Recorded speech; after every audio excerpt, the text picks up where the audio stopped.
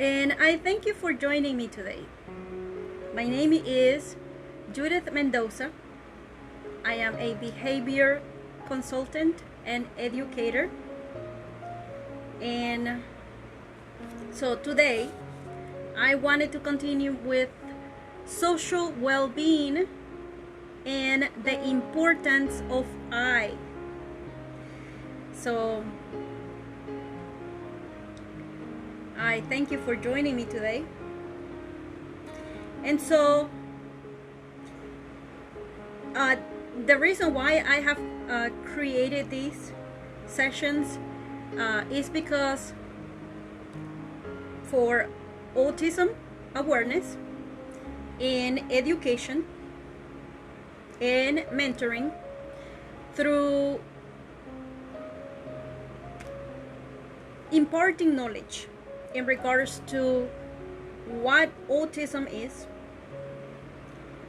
how a person can be affected by autism, how others around the person who has autism can be affected, and also how to cope and manage with autism.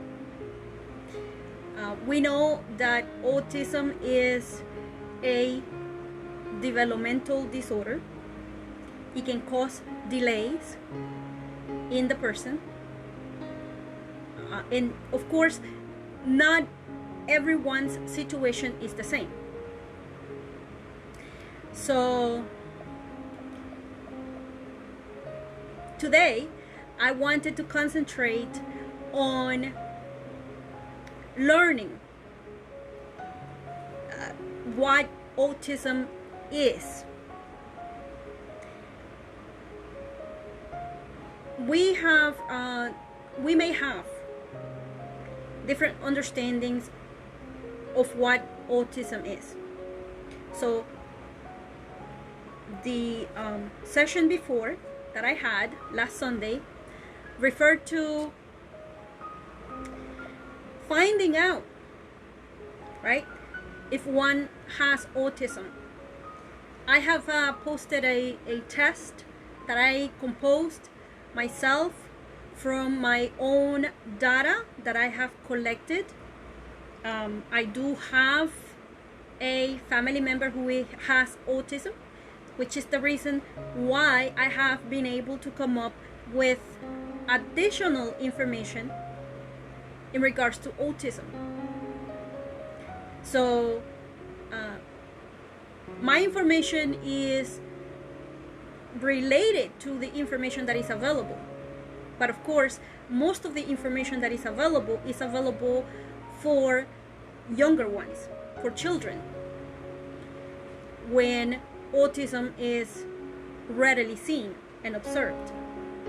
Now for adults, there are more complications in regards to understanding autism in adults. And the reason is because some adults have learned to communicate. And so making it seem that they are having the understanding in regards to different matters, especially when it comes to communication with others, because that is what the conflict and the problem comes in, where one can observe different behaviors in them, and because we cannot tell from the outside of the individual that this person has autism, which is a brain condition, so it's not visible, right? It is not visible on the outside. And so most likely the persons with autism can feel overwhelmed at times because they are not understanding why what is causing them not to be understood. And so when it comes to adults, not everyone has had the correct information. We have had different diagnoses for different individuals who are demonstrating certain behaviors. And so that's why you can have someone who maybe has been diagnosed as with a dissociative identity disorder, such as being bipolar, but not necessarily autism. So the underlying condition has not been allocated.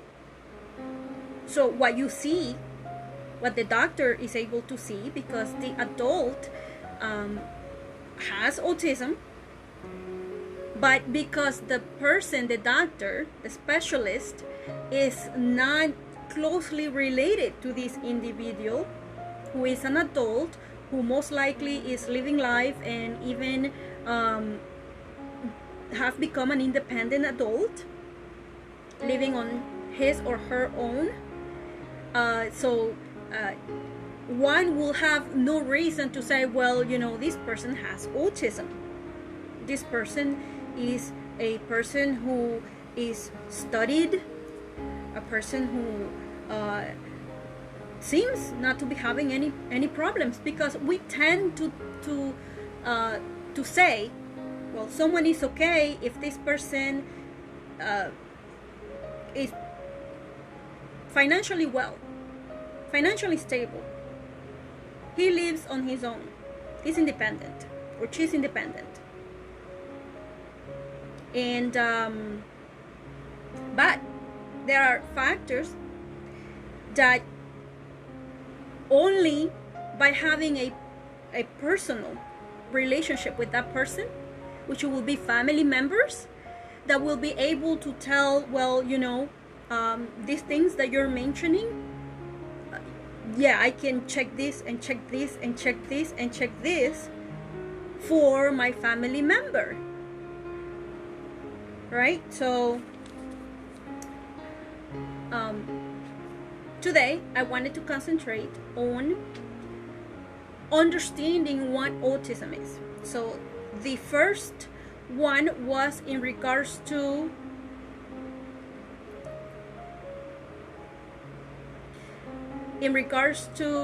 the first session was in regards to asking myself, do I have autism? Right? And I had gone through a test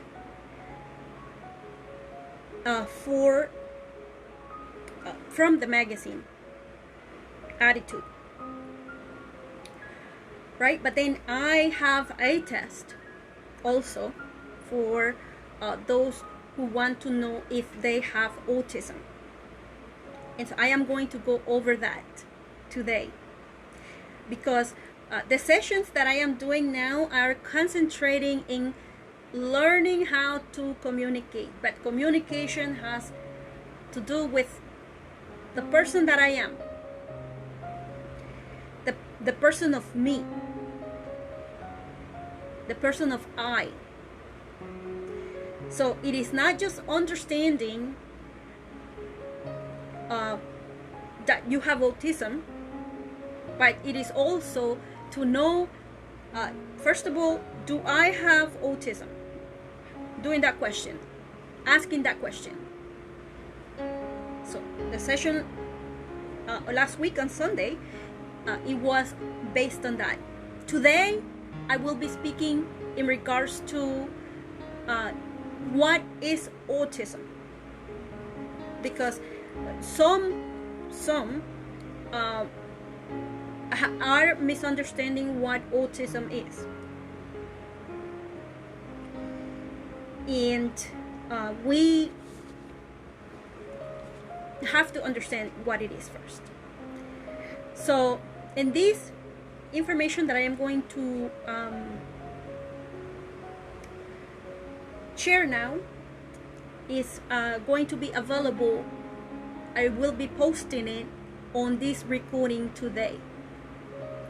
So I thank you for joining me today. So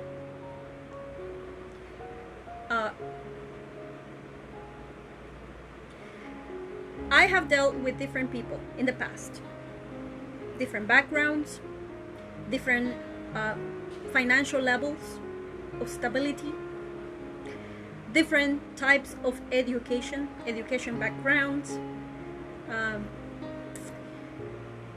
So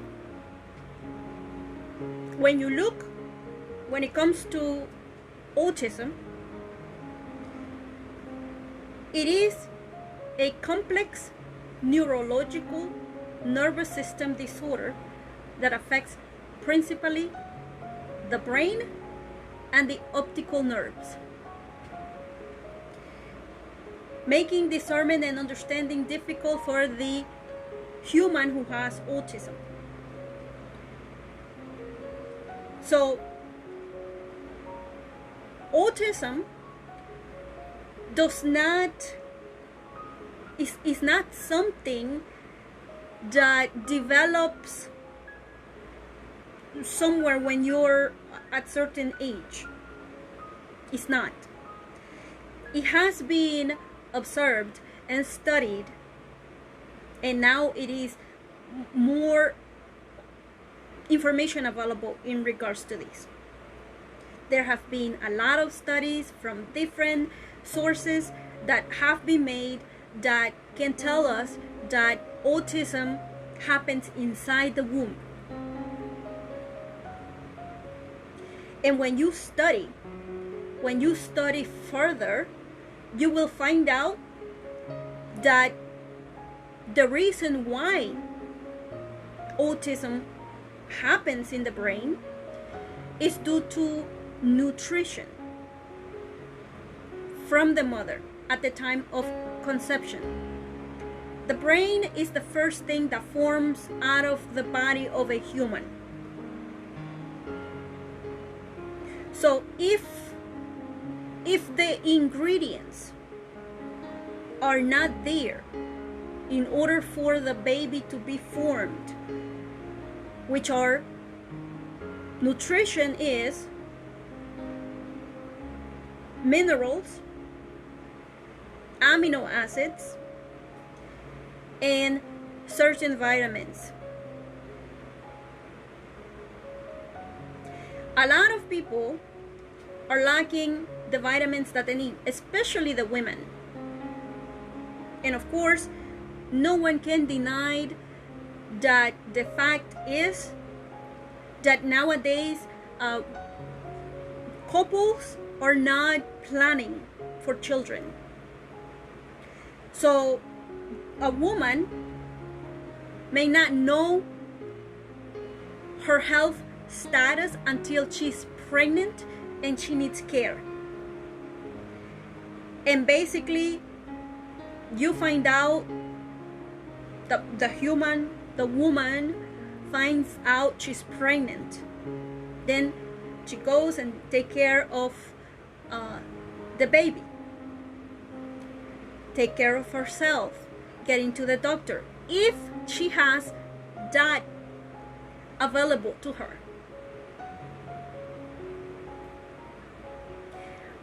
By that time, the baby has started to grow inside the belly.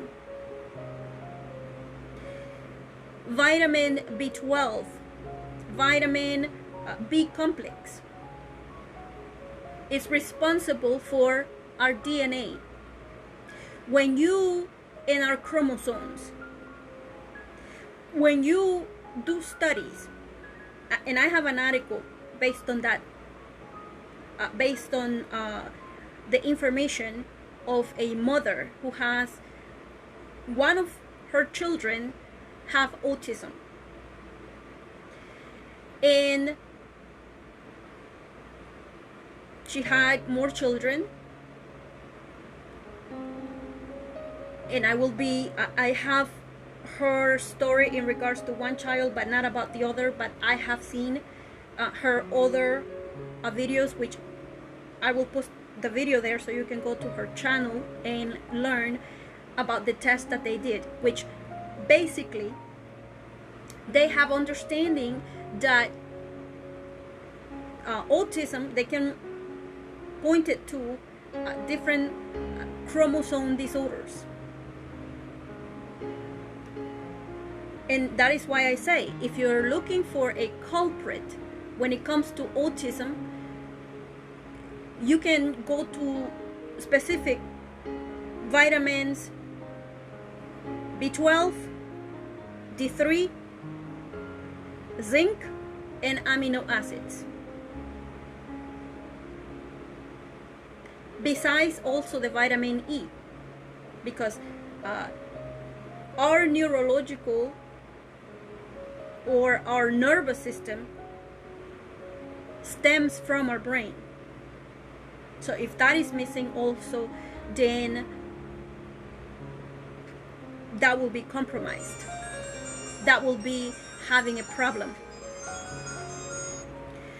So autism is a complex neurological nervous system disorder.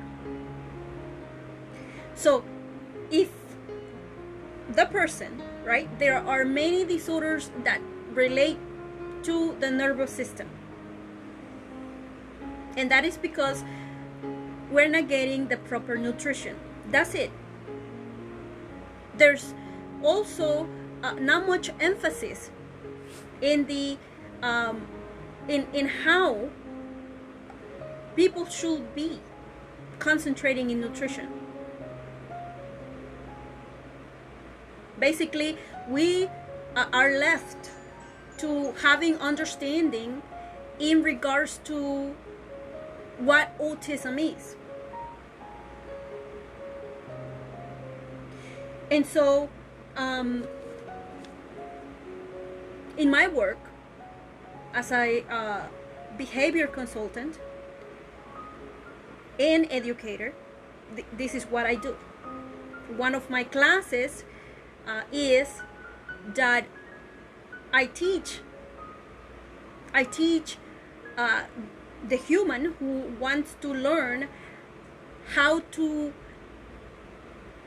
make their nutrition better,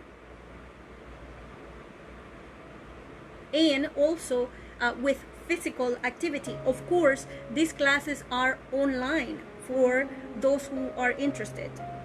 And my website, you can visit my website at insightfulinfo.square.site. That is my website. And in there, also I have classes for adult and children where you can learn what is social communication skills and how to gain these social communication skills. It is 1 hour, and you can take this as much as you can and you want. Of course, for those in business, I also teach ethics principles and application of them, understanding ethics, and also and that is for your employees, and also for business I have customer service principles and application of it, right? So that way your employees can learn how to make application of customer service without relating the personal into their work life, which can be done. And then also I teach English for those who want to learn English. I have the course Aprenda Inglés, and also is 1 hour, and these are online due to COVID-19. So when it comes to the course, the class that has to do with nutrition, nutrition guidance, and also physical activity. I will be helping you to know what is best in order to manage OCD, which stem from our nervous system, and also to find in these also, when you take my course, especially the one that has to do with nutrition, I require that the person has laboratories for these deficiencies that you may have, especially the vitamin D3 and the active vitamin B12, active B12 in the body. I do require these as for the course, the nutrition course, because first of all, also I require it for the other courses that I offer. And the reason for this is because if you are deficient, the way that you will understand the information and gather the information will not be the same if you're missing this in your body. Your cognitive, your function will not be the same if you're missing these essential vitamins. So I do ask for labs before studying any of these courses that I offer in regards to social etiquette and how to deal with others, how to comport with others, how to communicate with others.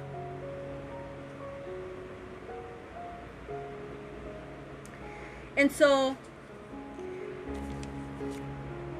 continuing with what is autism.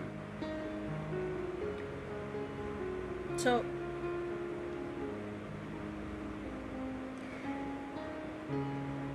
autism, persons who have autism, humans who have autism are born with autism. Autism happens inside the womb as the brain gets processed, as the brain develops. And so,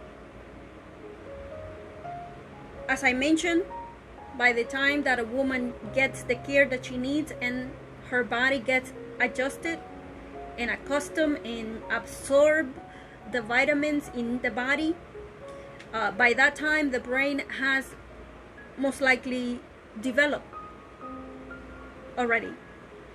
So if the human, the woman that is pregnant is deficient, then most likely this will cause, of course, this underdevelopment or these things that will be lacking in the brain.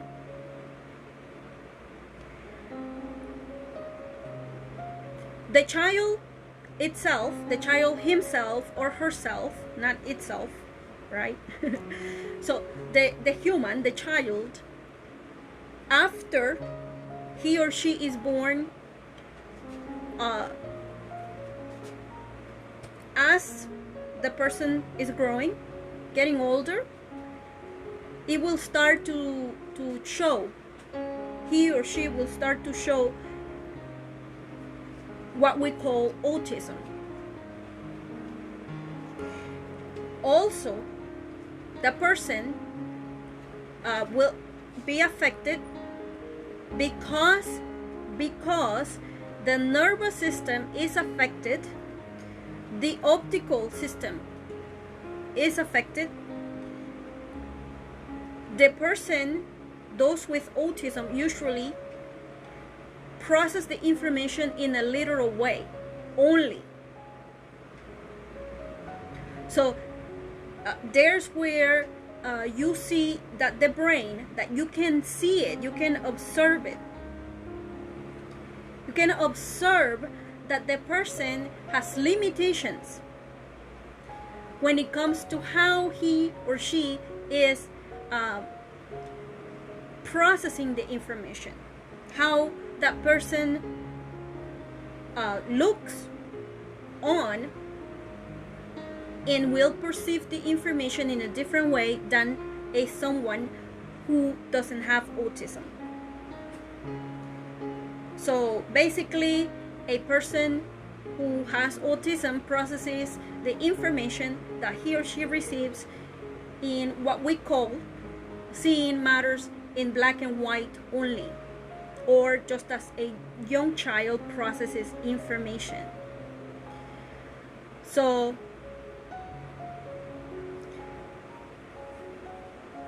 now there are different things that come about from that, because the person who has autism has understanding of the information that he or she is receiving, and that person is receiving that information literally in a literal way. So that person is not able to tell if you're joking or if you're being serious. Also, with the optical limitation, the person is unable to tell if someone on the outside, on the face, facial expressions are of happy or sad or angry. And so that makes taking in the information also even of a more difficult. And therefore, miscommunication happens between the humans who have autism and the ones who don't have autism. Basically, also, they have problems telling others how they're feeling, their thoughts. They are unable. So, the test that I did, which is based on my observations, my data, what I have been collecting, information that I have been collecting through the past 5 years since I started becoming interesting in autism, right? So, and this is also part of my work to bring autism awareness for those who do not know what autism is or don't understand what autism is, right? We don't separate autism from the person. The person has autism, just like we have fingers and we have eyes and we have our body. We have a brain that may have been, and according to what we're seeing, the brain has gone through not a normal development, because at conception the mother didn't have the proper nutrition for whatever reason.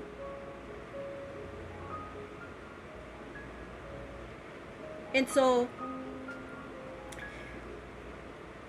this is information that I have collected. So if all or almost all questions apply to you, then seek a diagnosis with a doctor who is specialized in treating patients with autism. This is important, because if someone is not, it doesn't matter that someone is a doctor, if we don't get into training, into dealing with humans, that is what a person gains experience. It doesn't matter what you have studied. You can study many things, and you can study something. You can study to be a doctor, but it is not until that doctor makes application of the knowledge by treating patients, then is when that doctor says, well, you know, I have seen this and this and this. And especially when it comes with autism, which autistic individuals, those who have autism, tend to mimic others, impersonate others. So then, if this happens, and this doctor is not a doctor who has dealt with those with autism before, he don't have the experience, or she doesn't have the experience. So then it is important that this doctor is specialized in treating patients with autism.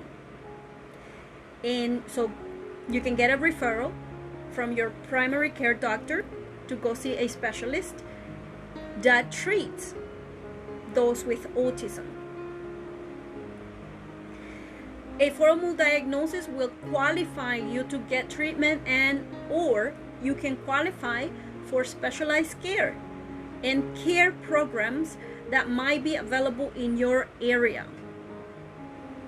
So the first question that I have is, do you have cognitive difficulties?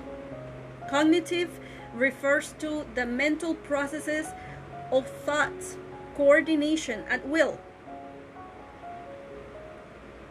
Coordination at will, or volitional, meaning that if I do something, I do it because I want to do it, and so I am doing it at my will because I want to, not because I feel as if I am pre-programmed to behave in a certain way, which is what some who have autism do in order to communicate. And so cognitive refers to also memories that we make. Like, I have a lot of memories of things that I have done in the past, my life, right? From when I remember until now. I see myself in my memories. Do you see yourself in your memories? Or do you see yourself as someone else in your memories? And so I speak about my memories, what I have done, what I have been in, participating or being participant of my memories, right? So cognitive also refers to memories from actions lived as self. Also, it refers to making judgments, to discernment or discerning, understanding, having understanding of matters, and perceiving information. So the other question is, do you often experience sensory overload with anxiety unrelated to PTSD? So if it's related to PTSD alone, then it is not. But if it's related to sensory overload that you may have, as some in the autism spectrum disorder have with their hearing or with their taste, or with what they're capturing with their eyes, then that relates to sensory overload. So do you have exceptional learning skills when it comes to music, making music, learning how to play musical instruments, computer science, and web developing, coding, or other artistic or technical skills? Which, because the person is a literal thinker, if the person is a literal thinker, then these things that are technical, that don't require that they process the information in a figurative way, it is easier for them to capture that information and reproduce it, which is something that they also do. Those with autism, repetitive actions. Basically, they also have to do with communication. Just that's how we use repetition when it comes to emphasis. For the one who is autism is communication. So, are you quick to notice and point out details that other humans will miss?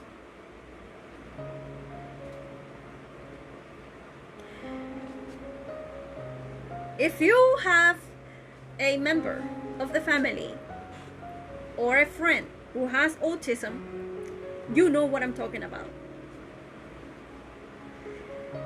They tend to concentrate on certain things and tell you about it also, or show you, because they are concentrating in that, and they repeat it, which is communication. And so do you feel more comfortable if your work doesn't require working with other humans because of the communication? Not that the individual does not want to be with another human being, but because of the communication difficulties, they prefer to just avoid the whole thing. Basically, that happens to any one of us, right? When we have difficult things to go through, then we try to avoid that situation.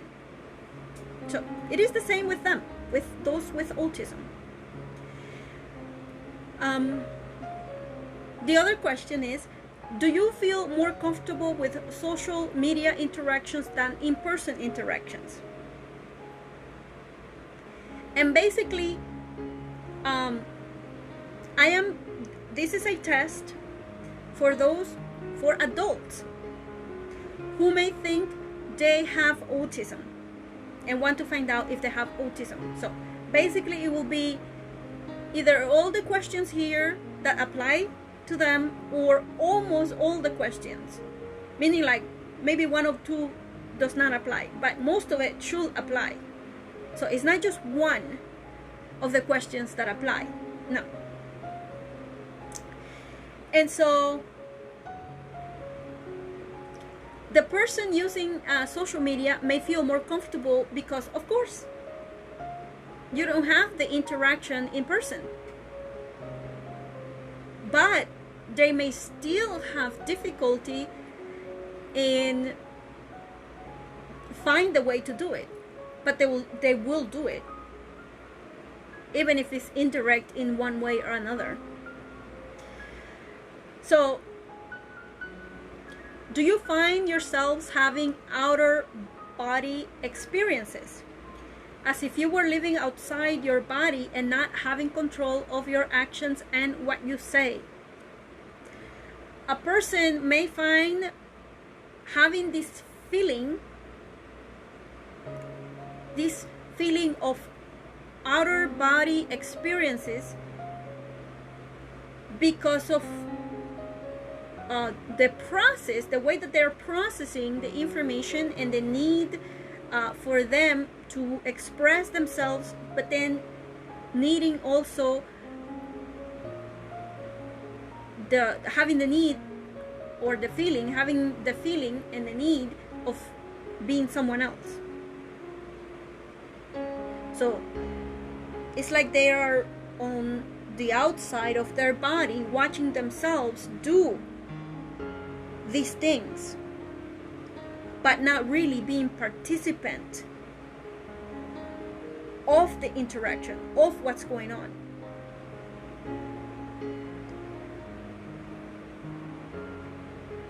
And so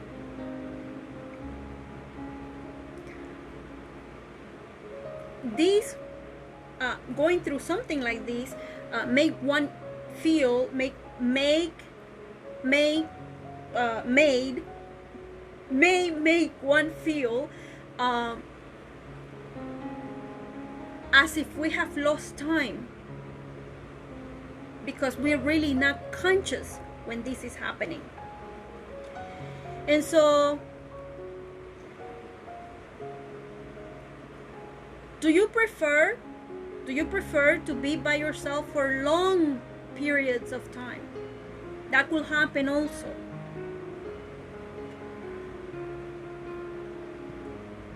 And also, the other question, do you find yourself overwhelmed when you are in groups of persons, even if you know them personally? And this is because of the nervous system being overstimulated, also because of deficiencies in our bodies that we need in order for us to process whatever we need to process for our body organs to function well. And so this can happen. The person can feel overwhelmed, even with family members.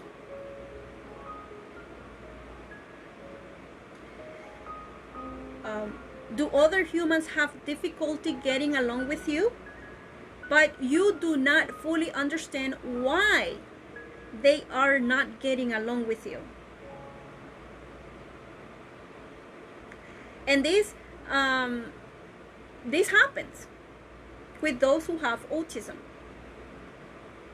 and they can repeat and repeat and repeat and repeat the same things that can be conflicting or can be problematic, but because they don't understand the concept of what's going on, they repeat it. And because at the time when they are also having conversations, they may be having these outer body experiences, and then maybe later on they do capture what they did, but not at the time. So at the moment they will not understand that they're doing something. And you can compare it to someone who sleepwalks. Someone who's sleepwalking, you can compare that to have better understanding what I say when I say outer experience. And this is something that happens to Frank, that I have witnessed. I have videos of him, and of course, this is something that it's part or was part, because at the moment I am not continuing with the assessments and help that I was giving him, because I am allowing time for him to do what the next step that he needs to do. But in the past, I have noticed, and I have videos of that, where he will be talking to me, but in reality he's not there. He's functioning almost as if he programmed himself to have this conversation with me, that for the most part it doesn't have anything relating to the two of us. So if he is having a conversation with me, but he in his mind is imagining to be someone else, then whatever memory that he has of whatever he said and he did at the moment that he said it and he did it, even if he has a conversation with me or he had a conversation with me in person, he will not gather the information that I'm telling him, because he is not in reality there. It's like he's sleepwalking. in talking to me. And then he realizes when I explained to him, look, this is what you did, this is what happened, and I show him the video. It did started to make more sense to Frank when I started recording his behavior and what he did at the moment. And I will ask him, is this what you wanted to do? Was this the outcome that you were looking for? And so, of course, now he is working on that. And I explained to him, but now he has to work on different things that he needs to put into practice. For example, one of the things that he has to practice is to acknowledge himself, because he has the custom. He's 29 years of age, and he has been doing this ever since he can speak. And he has never, Frank has never acknowledged his own identity as Frank. We thought that he did. At times, he will have problems answering to his name. And I will witness this when his mother will call him. And we thought that he was just being rebellious. You know, as any other person who's rebellious when his parents want the attention. So we thought he was just a teenager who was being rude and rebellious. And of course, sometimes he will get punished for doing that. But his father was nicknamed Frank. And so whenever he will respond, whenever Frank responded to his name, which is Frank, his father's name is Francisco, but they used to call him Frank, and his mother used to call him Adolfo because that is his middle name. And so mom used to call her husband used to call him Frank, and she used to call the Frank that I know, she used to call him Adolfo in the family. But all of his friends, all of Frank's friends know him by Frank. For the person who has autism and those who are verbal, they may be doing this in order for them to speak. And the thing is that they're using patterns and not being self. And that is a type of dissociative identity disorder, which I, in my opinion, believe is depersonalization, derealization. That's what I have observed in Frank. So now, continuing in the test, I developed, I have, let me see. So the question was, do other humans have difficulty getting along with you, but you do not fully understand why they are not getting along with you? And this will happen. This will happen in the beginning. Me with Frank, he will ask me sometimes, and I will know that that is his own persona, not identifying as someone else. He will say, well, why are you upset? And I will be in my mind, how come you can't know, you can't tell why I am upset? And of course, I didn't know that he was autistic. We I found out that he was autistic because of his fragmented behavior. And the first thing that I saw was the dissociative identity disorder that he had, which I thought were because maybe his brain was damaged now from drugs, or maybe he was on drugs, high on drugs when he was talking to me. I did not believe that it was autism. So, but it is. And so the other question is, do you consider what others want and need in the same manner that you do for yourself? Or do you find that you don't do this practice? So will you find yourself caring for others, thinking about others and the troubles that they are going through? Do you find yourself doing that? If you're unable to do that, then that's related to autism, because the person, remember that the person is constantly having outer body experiences.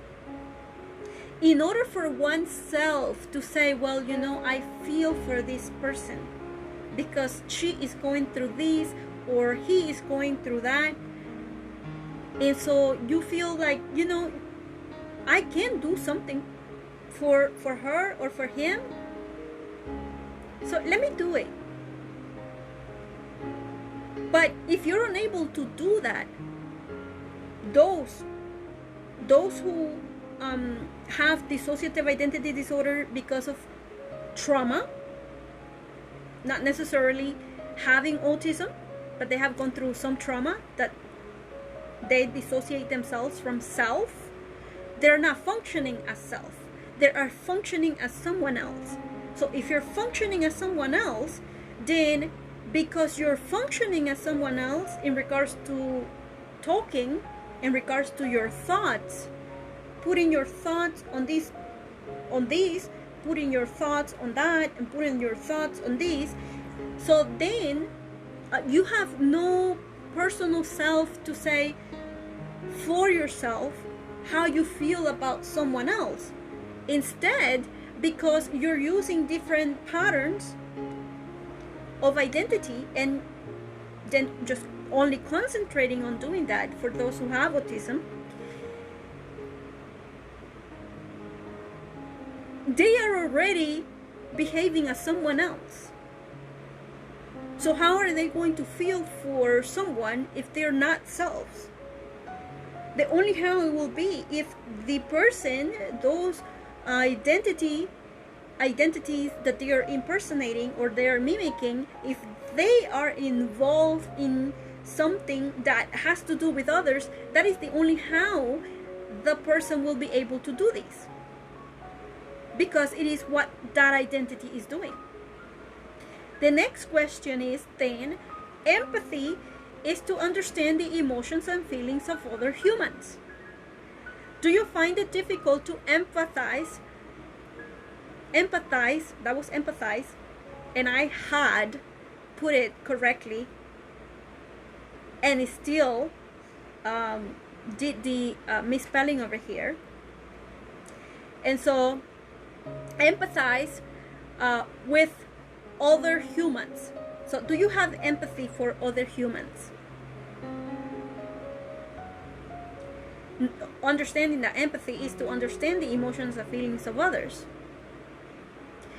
If the person, again, if the person is using patterns in order for the person to function, this is going to be difficult unless the patterns that that person is using are empathetic.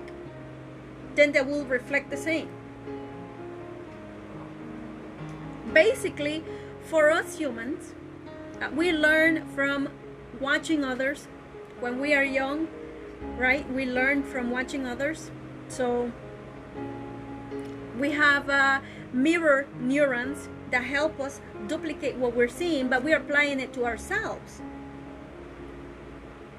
We don't say, Mom is doing this, right? In my mind, I'm mom and mom is doing this. No, it's not. It's myself. My mother is doing something else. Yeah, she knows how to do that. I also know how to do it. She's her. I am I. Right? And so, do you understand social rules when it has to do with social interaction with other humans? So basically, when we're having conversations with others, how to begin a conversation, how to engage in conversation, how to end the conversation, knowing what topics we are talking about. And usually these have to do with paying attention to what others are saying. And then using our cognitive function in order for us to say, well, you know, I am judging this information is about this and about that, and then you respond. Basically, that's what it is. But your mind has to be in attentive to what the person is saying, processing the information as the person speaks. So, sharing is caring. Will you consider yourself to be a generous person, or you do not practice giving? For those in all of it, most all of it, and I can say most all of it, in my opinion, all of it, all of the actions and behaviors of the person with autism will be stem from their dissociative disorder. So if the pattern that they are following is a giving pattern, then they will do that. If not, then they won't do that. And sometimes they won't perceive this social etiquette to be giving to others. And so the other question is, out of the times that you hang out with your friends, how many times have they offered to pay for you and have paid for what you consumed if it happened that you all stopped to eat and or to have drinks? So when you're with friends, you went out, did someone pay for what you consumed? The other question is, out of the times that you hang out with your friends, how many times have you offered to pay for your friend or friends, and have paid for what he or she or they consumed if it happened that you all stopped to eat and or to have drinks? This is a social etiquette.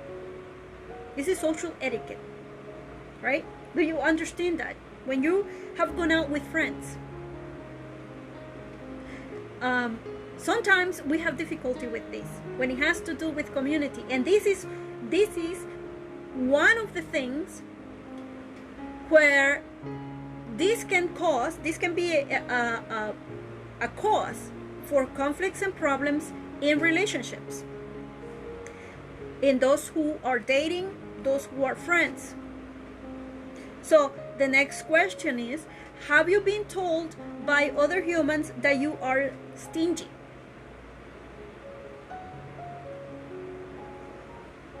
Right? So social etiquette.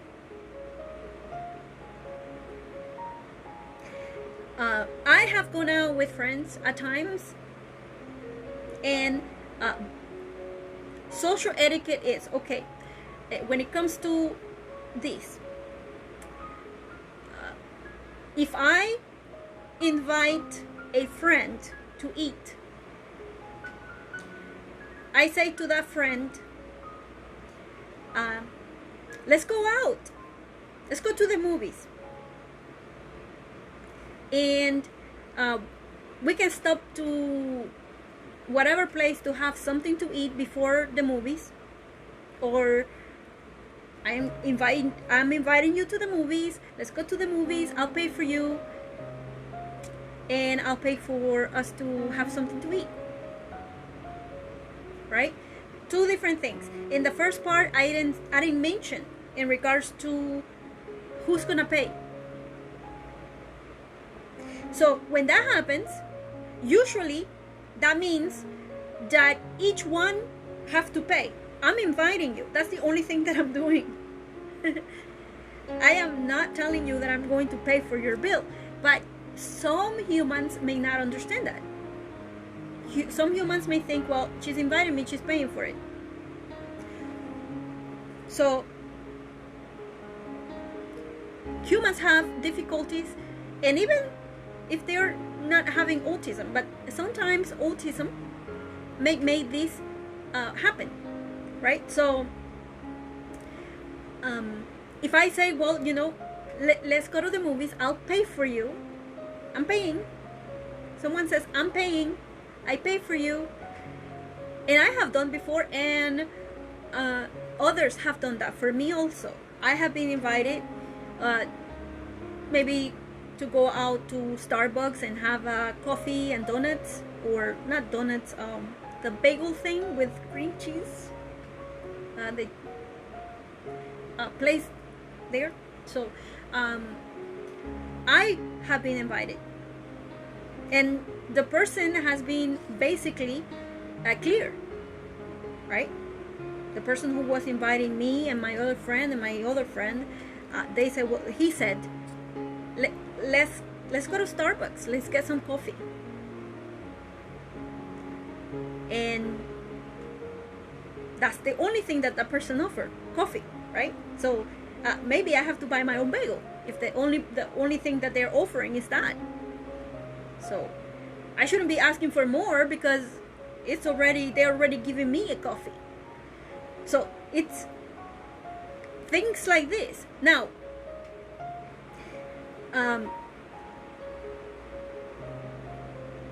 the social etiquette will be that the next time, maybe I offer to pay, or that I say, I got it this time. Thank you, because we don't want someone to be paying for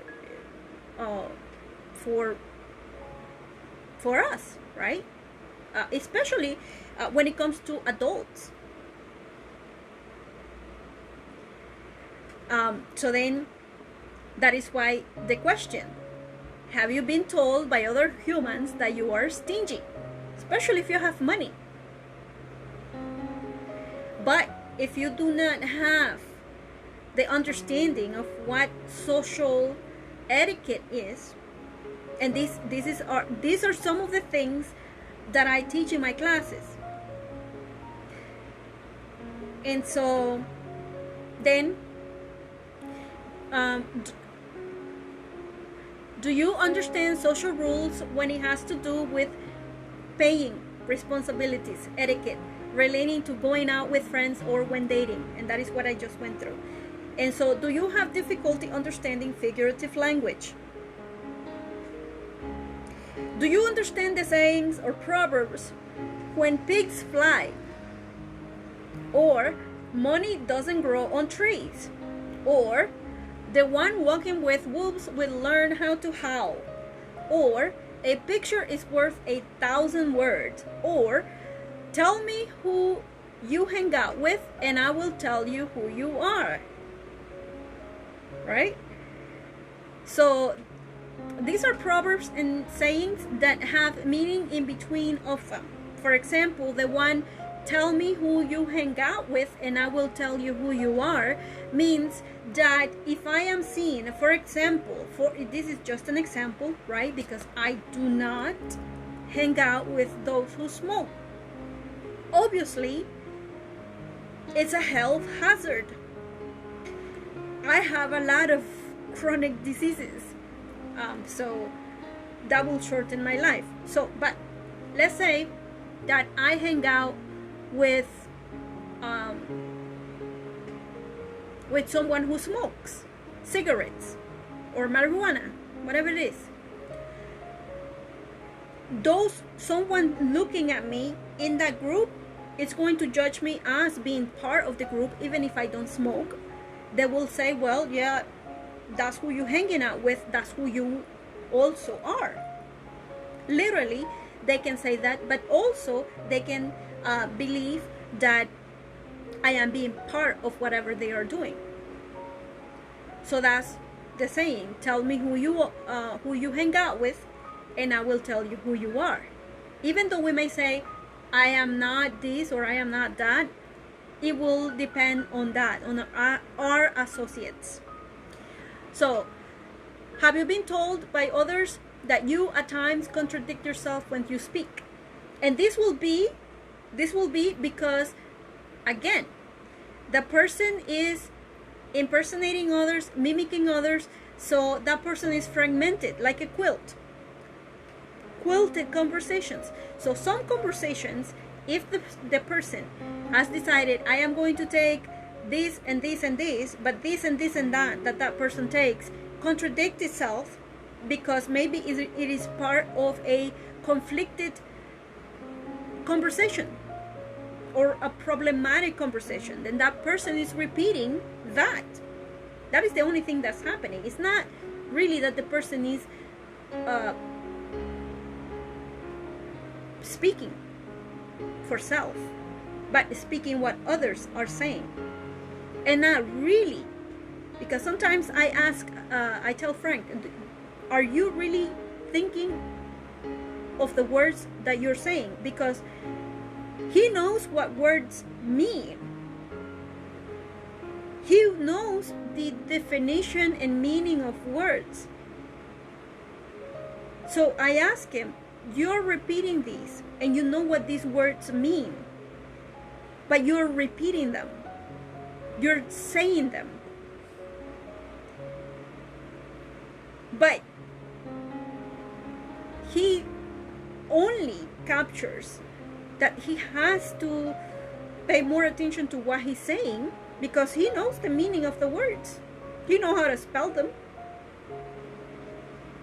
He knows what the words mean. But then when it comes to repeating them, because this identity is saying it, he can't stop himself. Or at least now he's becoming more aware, which is what he's been doing since, since I think it was April that I stopped going through the sessions as I was going through him, because he has reached the point where now he has to put into practice what I've been telling him.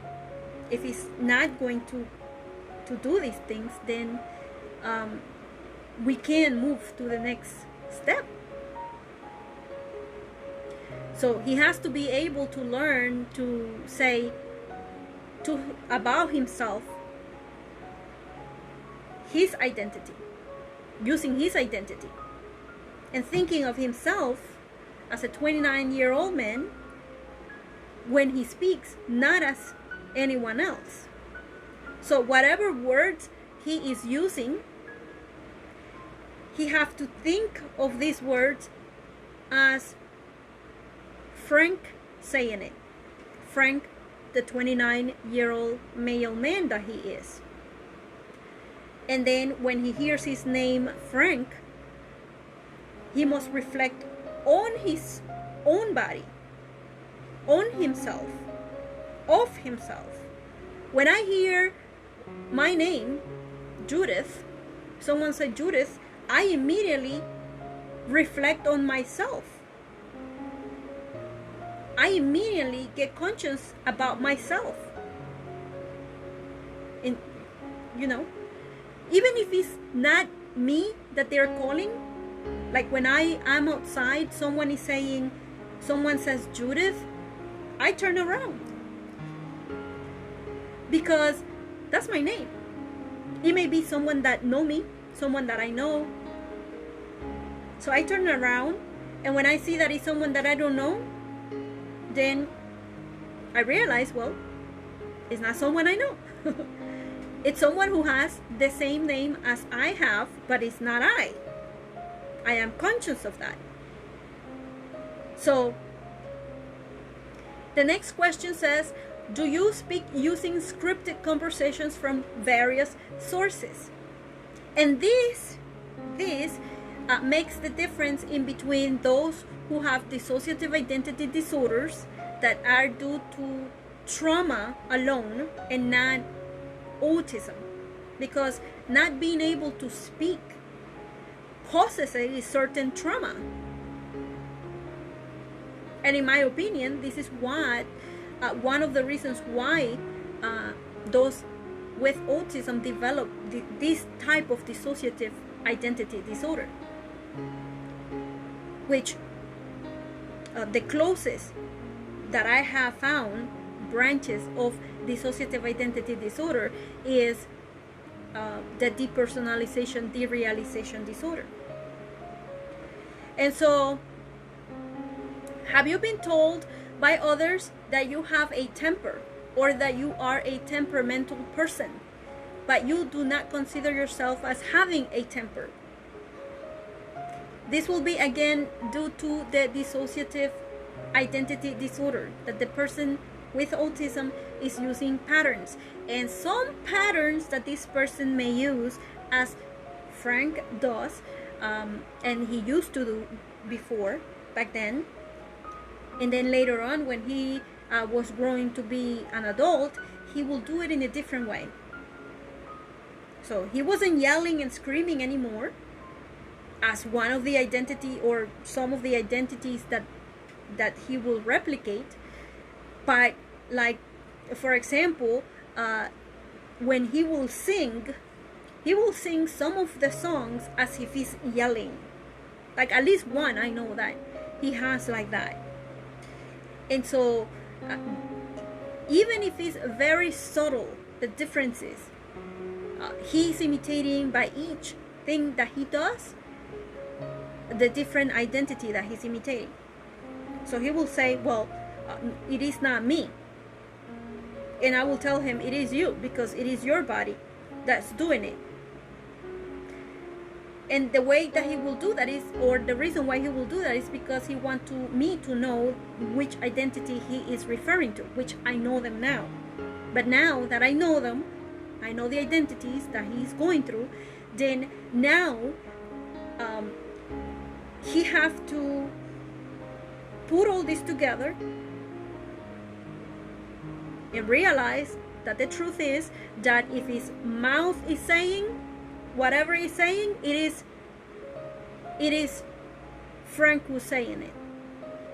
And whatever his body doing, whatever actions he is doing, then it is his body.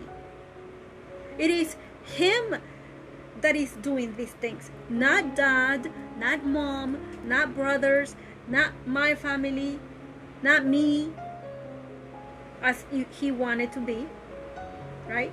I, myself, is I, Judith, is I will be me, and Frank will be himself. And that is the way for everybody else. I could make a poem out of this. Okay, so then the temperamental part, it will be associated with each different identity, and you will only know this if you know this person personally. Because if you know the person personally, you will know basically the impersonations and replications or mimicking is based on those who are close to the human being, which will be the family members.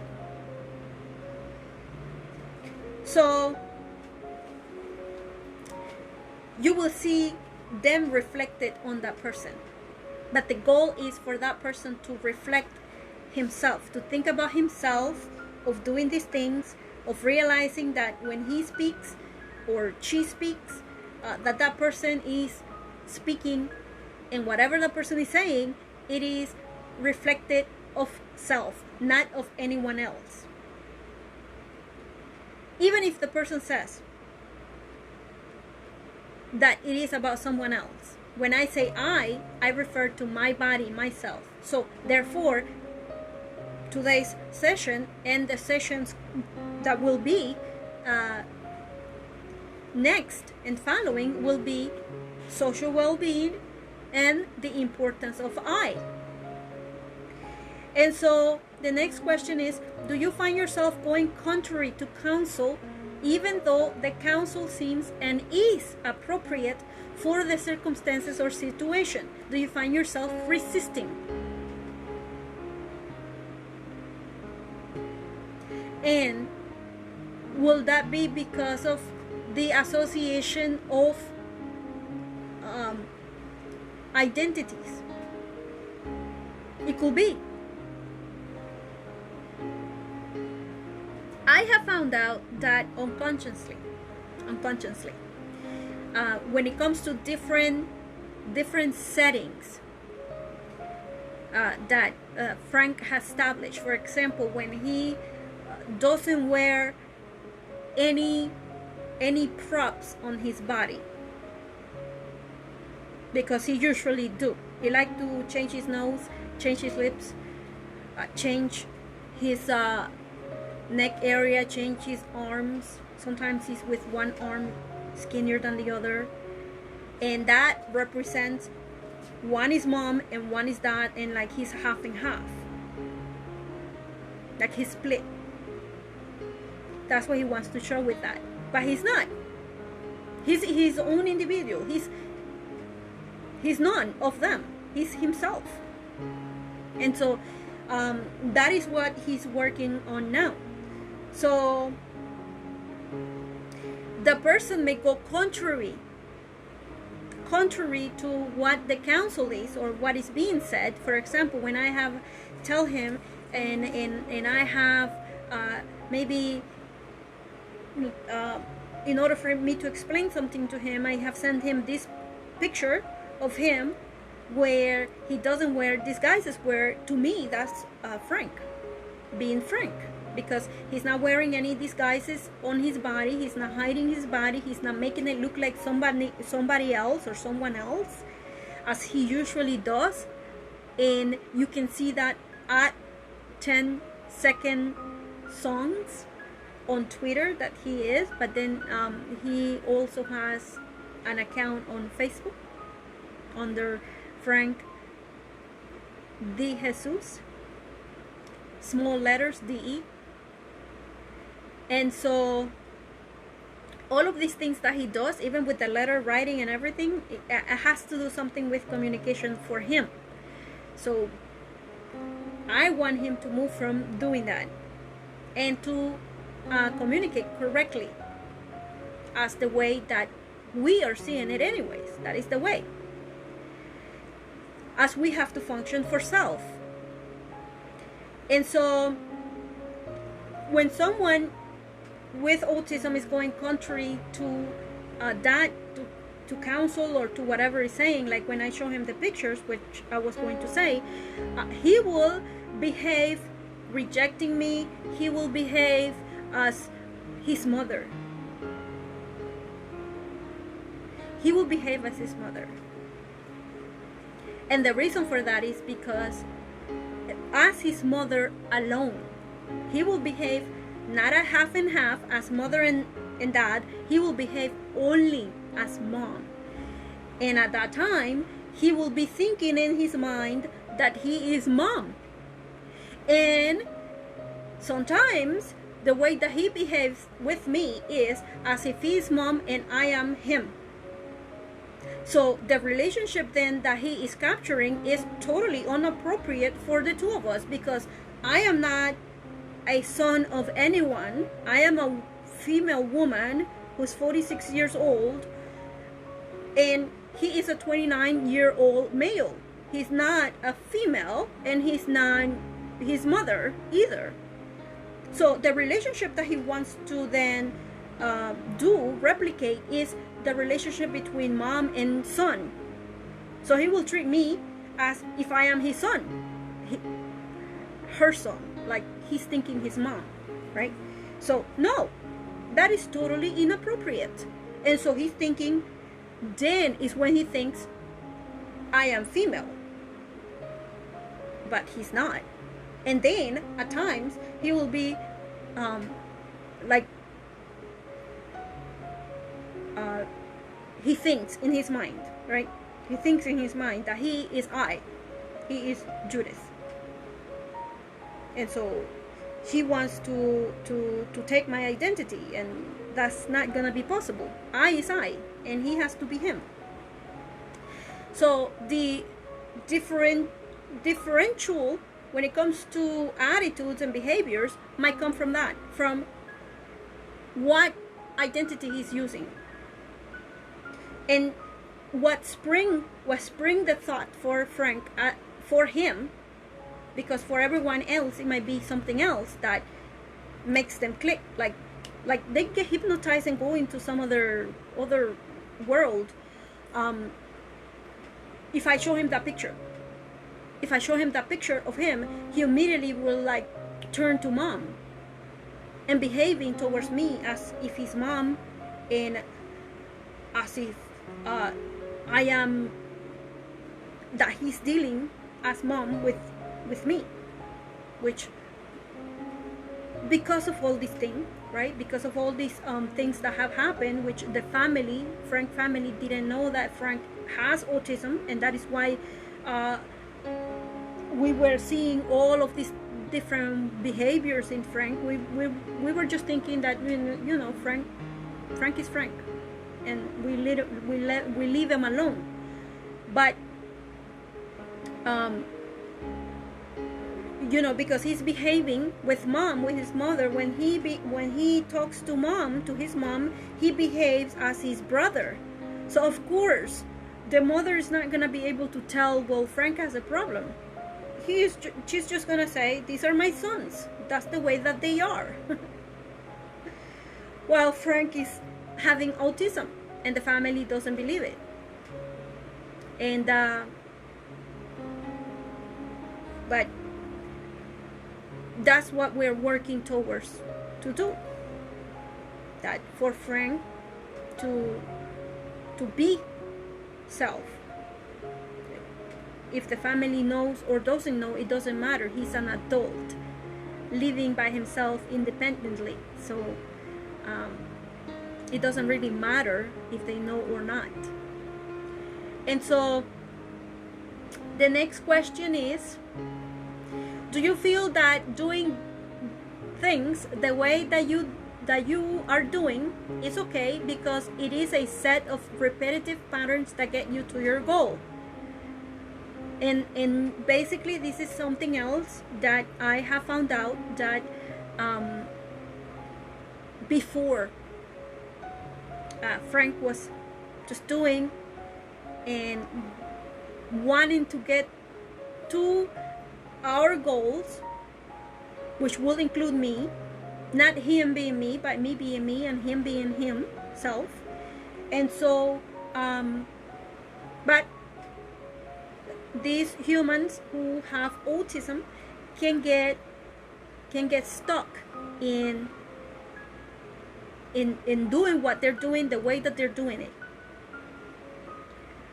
And again, I believe that has to do with the dissociative identity disorders, the patterns that they're following.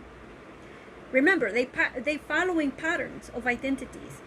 If they have no identity that is doing what they want to be done, even if they are understanding in their mind what they want to do, but they don't have a way to do it, they feel that they can't do it, but they can do it if they have the understanding of how to do it.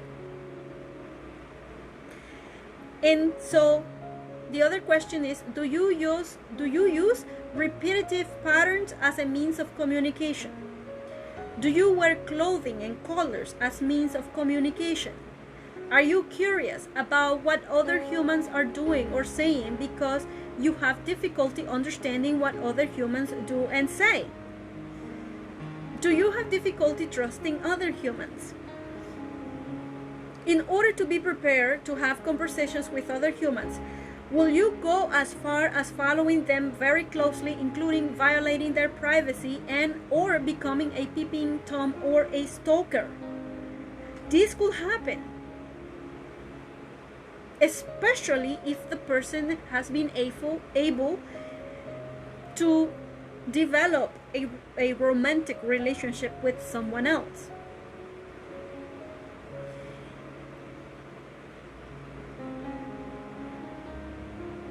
Is your difficulty of trusting other humans due to you not being able to understand what other humans' intentions are? So that could be one of the reasons, that they don't understand, so they want to understand. So then it could be that, of course, having this type of behavior is going to get you into trouble with other humans.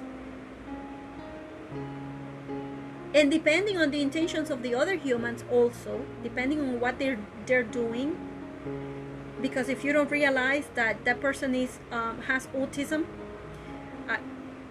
you become less sensitive to the person, less patient with the person. So this can lead to mistrusting someone or anyone. So when it comes to other humans, do you have difficulty understanding what they do or why they are doing certain actions, or what and why they are saying what they say or speak about? So again, having difficulty understanding what others are saying and doing. And this will be more difficult if you have autism, but you are using patterns of identity in order to conversate or have communication with others. So, do you find it difficult to understand the feelings and emotions of other humans? Do you have instances when you feel automated with auto actions that come about from you automatically, unintentionally, and unconsciously? This has happened with Frank also, where he does these certain things and then automatically, and back then he used to do them even more, that were like he was intentionally trying to do me harm, which the things that he was doing were causing me harm. So the other question is, do you feel that you are not in control of your own thoughts and actions? And this will have to do with dissociative disorder, dissociative identity disorder, and also having that outer body experiences. Now, do you feel the need to hide your identity? Do you feel the need to camouflage your identity? Do you find yourself impersonating other humans' identity and behaviors exactly as you see it being displayed, even unconsciously reflecting their posture and gestures? Which this is the reason why some have noticed that those in the autism spectrum disorder have tendencies of doing certain postures and some certain things that can be like, this is out of place for this person to be doing this, or it's not the circumstance, it's not the situation, like it's out, somehow it's out from whatever is supposed to be happening. But the thing is that this person is reflecting someone else. So have you been diagnosed with imposter syndrome? Have you been told that you are a liar by other humans, but you do not consider yourself to be telling lies? Have you been diagnosed as bipolar or with any other dissociative identity disorder? Have you been able to develop relationship with others, but you have been unable to maintain the relationships afterwards, and you do not understand why? So the thing is about not understanding, right? Not understanding is what makes the communication more difficult. Have you been told that you are a picky eater? Do you eat only certain foods and avoid others? Have you been diagnosed with anorexia? And sometimes it can be the opposite. It can be that the person is overweight, even obese. And I will have to add this on that. So, but for the most part, I know that those who are not treated, and this is why I only put anorexia, because those who are not treated or are not being treated for autism tend to have nutritional problems, and so they are underweight. Do you have difficulty with sleeping habits? And this will tend to be related to the nervous system, which can exist in other illnesses also. And that is because we are not having the appropriate minerals that we need in our body. And so, are you able to sleep at night? Do you sleep at least 7 hours at night? Have you been diagnosed with a sleep disorder? Do you have flexible fingers and toes like Frank has, that EDS or joint hypermobility? So have you been diagnosed with joint hypermobility or apraxia or Ehlers-Danlos syndrome, EDS? Are you clumsy, unbalanced? And this will do again with the nervous system and with lack of minerals, including the vitamin D and the vitamin B12. As a child, did you wear braces as support for your legs? This is something that can happen with those who have autism.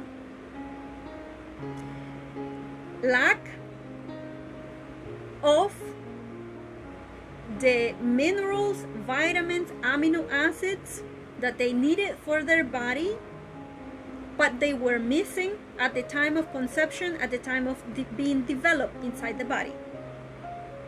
So when the person is born, they are born with all of these characteristics that can be attributed to autism, but also that they can be helped. Not that they can be cured, but they can be helped with the vitamins, the minerals, good nutrition, exercising, but especially the vitamins, vitamin D3, vitamin B12, the E, the C. So even if one takes a multivitamin, but the multivitamin should have the vitamin D3 that we need in our body for our function, for our body to function, for our organs to function. So it is not that we're curing anything. We have to think about it just like how you get a car. It needs water, it needs oil, transmission oil, it needs brake fluid, it needs brake pads, it needs tires, it needs all of these things in order for it to function. And so the same thing is with our body. We need these things in order for us to function, in order for our organs to function. We don't come with it. Some of these things the body does not produce, so we should intake. And if we're not eating what we're supposed to be eating every day, in order for us to have the necessary nutrients in our body for it to function, then we should intake the vitamins as supplements. So then the last questions are, do you consider yourself as having autism? Have you been told that you have autism? Have you been diagnosed with autism? And do you know what autism is? And so today I have gone through the whole thing about finding out what autism is and what is not, right? Autism is not like a rash that appears on your skin and then you now have autism. No, it is not that way. If we have autism, right? I don't consider myself to have autism, but I have had undiagnosed diabetes, which can be the same because of the process of the disease. Diabetes can cause cognitive loss. Besides that, I had the trauma, the brain traumatic injury that caused me to have even more cognitive loss. right? So this can happen, and it have taken years for me to go back to the person that I was before. But I know that diabetes had also gone to the point on 2015 that I was losing my eyesight, I was losing my cognitive function, forgetting certain functions, and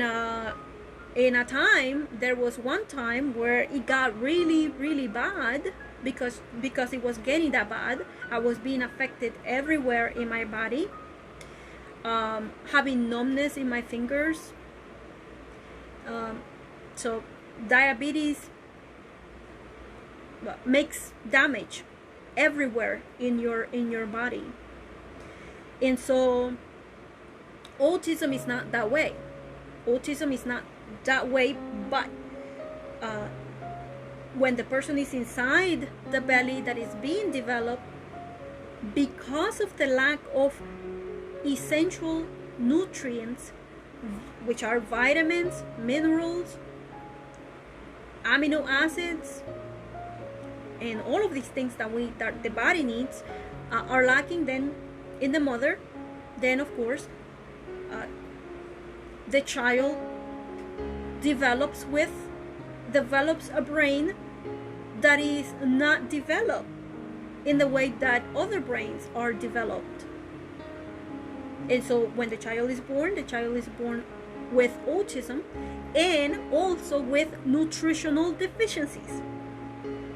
So it is very important then that human being who has autism, especially if he has autism or she has autism, that the parents take care of the proper nutrition for their child, including the vitamin B12, vitamin D, vitamin E, vitamin C, and zinc also. But all of these, especially zinc, should be monitored by a doctor, because you don't want to cause any other problems trying to remedy others. And so that have to always be coordinated with your doctor, with the care of your doctor, your overall health, including doing our labs, right? So we tend to think that children are born with everything that they need, but we're finding out that they're not. They're also deficient. And it makes sense. If the mother is deficient, then the child is going to also be deficient. And there are some vitamins and minerals that we don't produce. We don't produce omega-3, which I forgot to mention, but omega-3 is not made by the body. We have to intake vitamin D3, we have to intake vitamin B12, we have to intake minerals, we have to intake magnesium. Magnesium helps stabilizes the nervous system. It should be taken at night. We don't produce it, and so therefore you see a lot of people with a lot of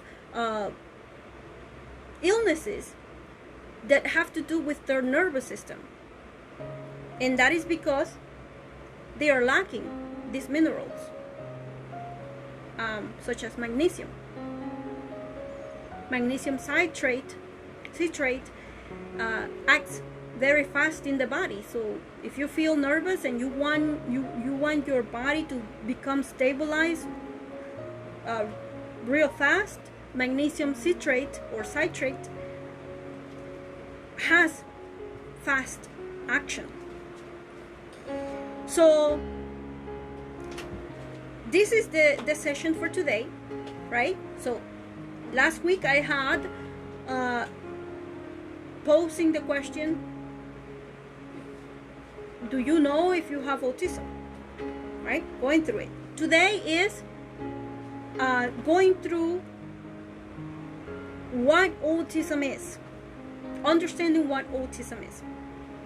So this is the basis, because we want to know, as we understand how to communicate, as we discern how to communicate, as I teach this, first we have to know, because my sessions are directed towards those who have autism.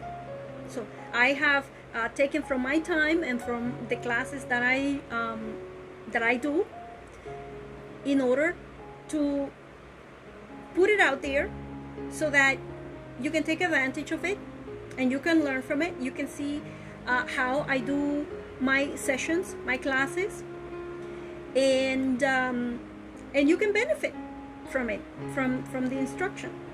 And so next week, now that we have made the question, do I have autism, and then finding out what autism is, then the next part is going to concentrate on the communication part, right? It's going to be on different sessions. So I will start next week on Sunday doing that.